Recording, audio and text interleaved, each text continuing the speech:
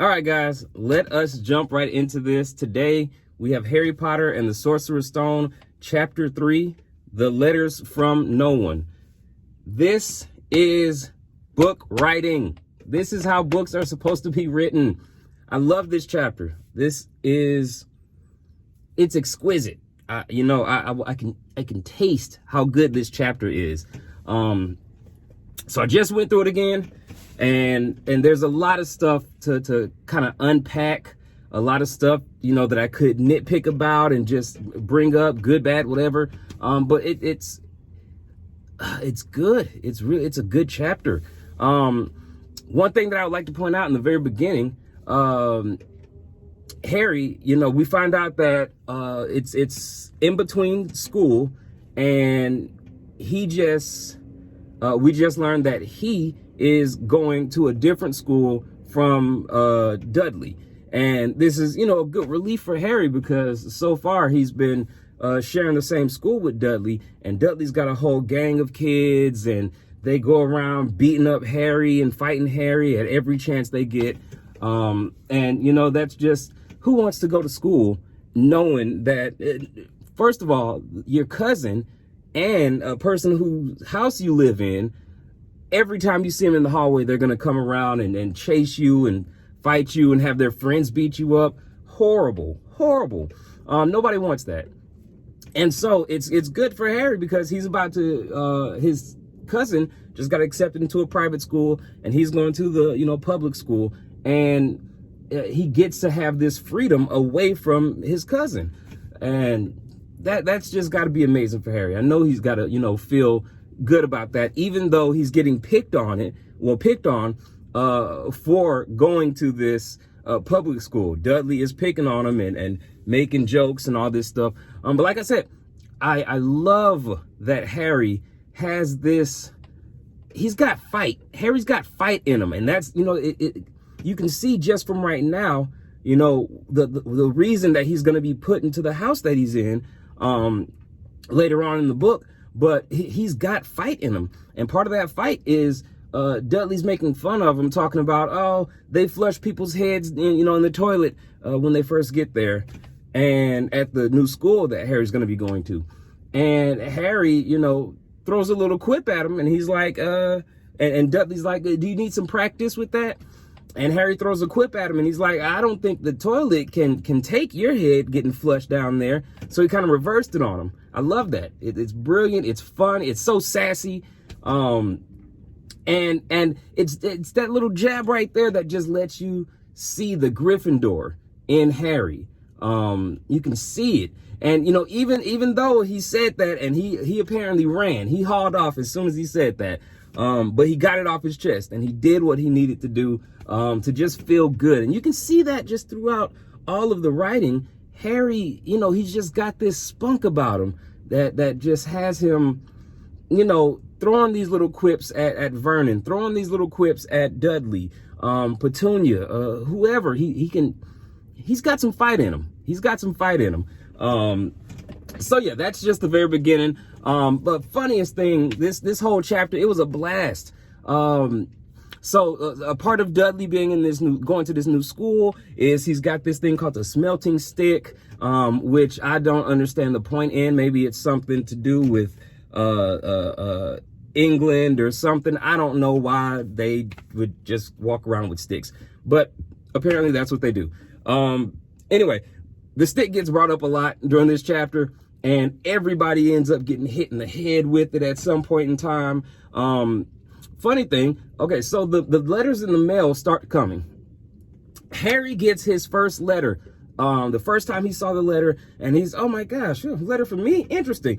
Thinking nothing much of it, and goes to read it. Dudley tells on him. Dudley, why did you have to do that? Why'd you have to open your big mouth?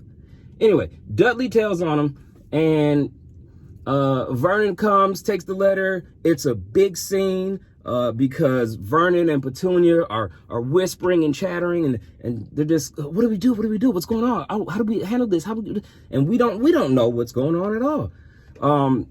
So it's a really nice scene to build mystery and build intrigue.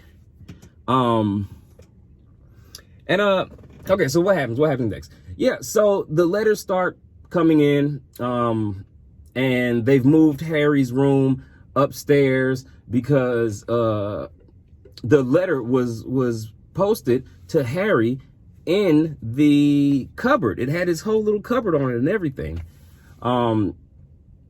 So once he moves rooms, he gets another letter later on, and that letter has the new room on it. So it's clearly they're being watched. Harry knows, okay, they're looking for me. They know I haven't received my letter, and they're trying to get access to me. Harry keeps trying to get these letters at all, at any means necessary, and ends up tripping over Vernon, trying to sneak out to get the letters. And then the next day, letters start pouring, coming through eggs and getting shoved under the nooks and crannies of the house. It gets to the point where letters start flying down the chimney and they're shooting, throughout the rooms.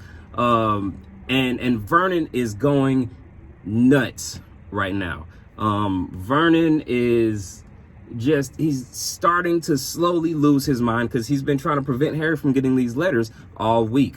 I love the way it was written because it's such a slow growth, but it happens all in one chapter. So it's just slow, building up and building up and building up. The anticipation of getting these letters and who is trying to contact Harry. What could they possibly want from him? Why does it have Vernon and Petunia in such a rut? Why does it have them so hot and bothered? Very fun. And like I said, there's some chaos that happens while Harry's trying to get the letters and while Vernon's getting the letters, and even Dudley wants to see who's trying to contact Harry himself. So he's hitting people with the smelting stick, trying to, get the letters for himself. A funny thing, and it's not actually funny, but an interesting thing to note about the abuse that happens to Harry is that the first time that Harry was told to get the letter, it was actually Vernon who told Dudley to go get the mail, check the mail. And then Dudley was like, oh, I don't want to go check the mail. Tell Harry to get the mail. So then Vernon just complied and gave his son, he gets whatever he wants. So he told Harry to go get the mail. Harry, being cheeky again, was like, I don't want to do it either. Go tell Dudley to do it. And Vernon actually tells his son to hit Harry with the smelting stick. What? What kind of...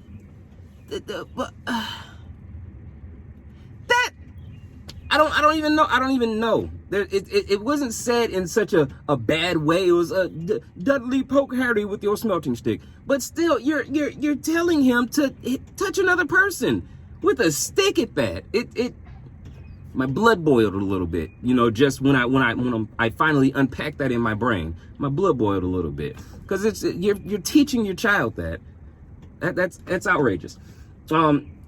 Anyway, these letters, man, they're coming in the mail. They're coming in the mail. We've nailed up the mail slot. We're boarding up the cracks in the windows and the doors. This guy Vernon is going mad. He's going absolute mad because he is tired of these letters coming in, and he does not want Harry to receive it. So after that, Sunday. Well, no, that was the Sunday. Okay. So after that, it just gets to the point where he's out of there. He leaves the house. He packs up the family, gives them no time to really understand what's going on. He's just like, everybody pack up. We're gone. They leave, drive to a place, a hotel or something like that in the middle of nowhere, and go to sleep, wake up, and there's a knock. Hey, room service type deal. And the people are like, hey, I'm looking for a Harry, Mr. H. Potter, because I've got about 100 of these letters addressed to you here at this hotel. Vernon loses his stuff. All right. They get back in the car and they haul out. people are starting to worry. Well, the family's starting to worry about Vernon's condition because he's you know, driving around and he's looking over his shoulder. He's talking to himself. He's saying crazy things like, "Oh, make a left right now," and yeah, gotta throw him off track. And it's I love seeing him go into madness like this. So yeah, eventually he gets to a point where, oh, and then he goes to a store. He just goes to a store and buys a big gun, a massive gun. How can you just buy it like same day? You don't have any papers on you, anything. You just go out and say, "I'm gonna buy a rifle right now." Yep, I think that's what I'm gonna do. And within an hour or so, you got a rifle. Anyway, yeah, so they're driving. He's going crazy, and he gets to the shore. They drive all the way to the shore. I don't know how far away that was from their house, but I assume it's pretty far. I assume it's not a casual Sunday drive. So yeah, that man's going crazy. And so they go to this shore and they jump into this rickety boat. Goodness, what would possess you? Like, that's how crazy he is. Because I'm thinking to myself, that boat's probably not going to be able to hold Dudley, Petunia, Vernon, and Harry. What? The condition of the boat is sus. You know, and it's supposed to hold all of these people. Anyway, they do it. And they get to, they row to this little island that has a tiny little house on it. And they set up shop right there. And all they have to eat is a bag of chips, maybe some fruit, and that's it. And that's how wild Vernon is. That's how much his brain has just had it with the whole situation. So yeah, very fun. And the whole time, once they're at the house, Harry's coming to the realization that, hey, my birthday is in a few hours. That's interesting. I'm gonna be 11. And then we find out what happened with Harry and his previous birthdays. He got a coat hanger. How do you even write that? Miss Rowling, how do you even write that he got a coat hanger for his birthday? It's amazing. I love it. That's good writing right there. So yeah, and then it's storming. It's storming. And rain's coming down. It's pouring down. The house might fall. The fire's barely keeping them warm. Everybody's asleep. It's about to be midnight any moment now. Harry's counting down. 10 minutes, 5 minutes, 4 minutes, 3 minutes, 30 seconds, 20 seconds, counting down.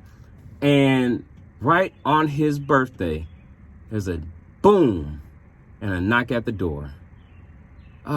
That's nice. That's good right there. I enjoy that. Very good writing, very enjoyable, and yeah, that's a chapter for you. That's how you write a third chapter. And just the intro, all this magic happening, just basically like the letters flooding down the chimney.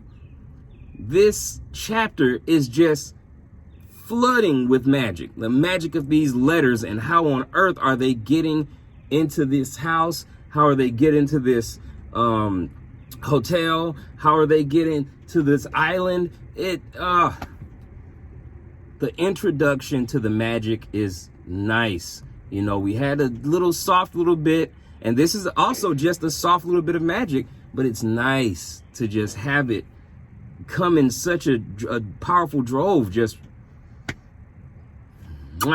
good chapter.